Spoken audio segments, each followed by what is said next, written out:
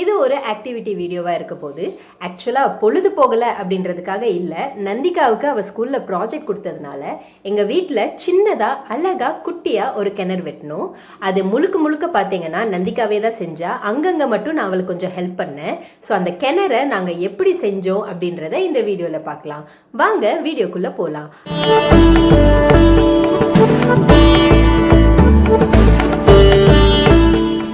என்னோட வீடியோஸ்க்கு கீழே பாத்தீங்கன்னா வீடியோவோட பேர் இருக்கும். அதுக்கும் கீழே திங்ஸ் இன் மை வே அப்படின்னு என் சேனல் பேர் இருக்கும். அதுக்கு நேரா சப்ஸ்கிரைப் அப்படின்னு ரெட் கலர்ல போட்டிருக்கும். அதை நீங்க கிளிக் பண்ணுங்க.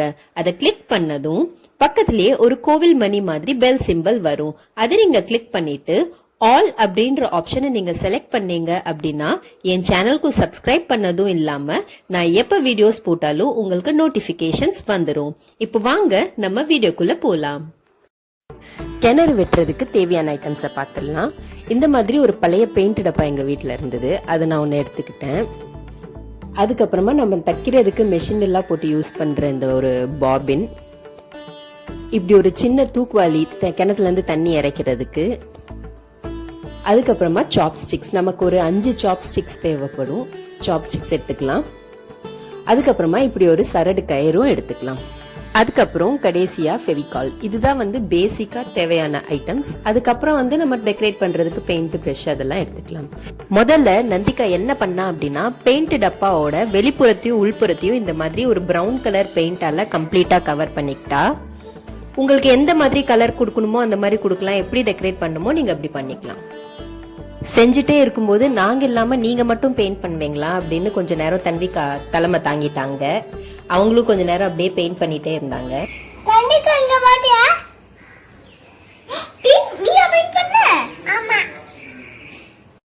இதுல பாத்தீங்கன்னா இந்த விளிம்புல இருக்கிறத நான் கட் பண்ணி எடுத்துட்டேன்.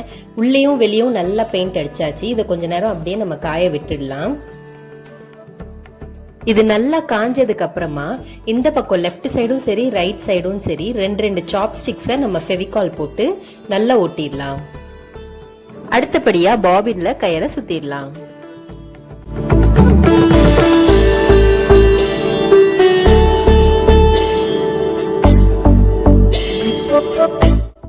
இப்போ இத ஒரு சாப்ஸ்டிக் உள்ள விட்டுடலாம்.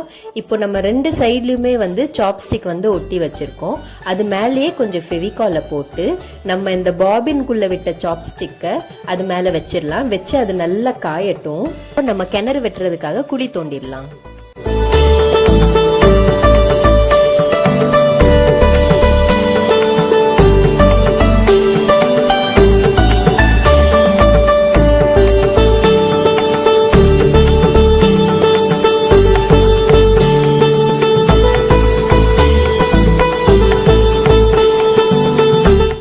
எங்களோட கீரை செக்ஷன்லயே ஒரு கார்னர்ல செட்டப் பண்ணி இந்த மாதிரி குழி தோண்டியாச்சு. அதுக்குள்ள நம்ம பெயிண்ட் அடிச்சு நம்ம பாபின் எல்லாம் போட்டு ஒட்டி வச்சிருக்கிற அந்த கிணற பாதி உள்ள போற அளவுக்கு உள்ள விட்டு சைட்ல மண்ணெல்லாம் தள்ளி அதை நல்லா நிக்க வச்சிடலாம்.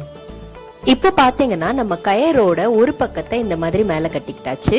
இன்னொரு பக்கத்தை நம்ம தண்ணி இறக்கி போற வாளியில கட்டிக்கிட்டாச்சு. என்னடா முதல்ல ஒரு சரடு கயிறு காமிச்சாலே இப்ப இந்த சரடு கயிறை காணோமேன்னு யோசிக்காதீங்க. தன்விகா அவ பங்குக்கு அந்த சரடு கயிறெல்லாம் பிச்சு போட்டா, அதனாலதான் கயிறை மாத்திட்டோம்.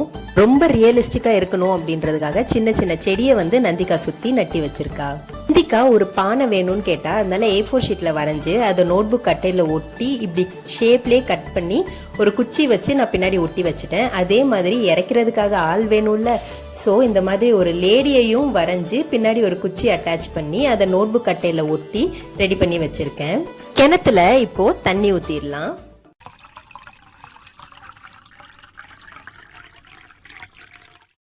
அவ்வளவுதான், நம்மளோட குட்டி கிணறு அழகா ரெடி ஆயிடுச்சு. இதுல பாத்தீங்கன்னா அந்த பானையும் லேடியும் மட்டும் தான் நான் செஞ்சேன். மத்தபடி எல்லாமே நந்திகாவே தான் செஞ்சா.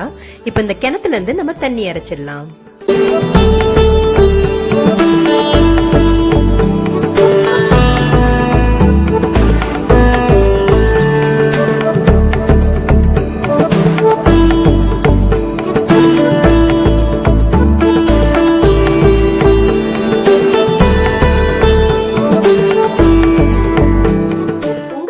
வீடியோஸ் பிடிச்சிருந்தது அப்படின்னா எங்கள் வீடியோஸை லைக் பண்ணுங்க, எங்கள் சேனலுக்கு சப்ஸ்கிரைப் பண்ணுங்க, உங்கள் சஜஷன்ஸை கமெண்ட்ஸில் போடுங்க. இன்னொரு இன்ட்ரெஸ்டிங்கான வீடியோவில் நாங்கள் மறுபடியும் உங்களை மீட் பண்ணுறோம். பாய்.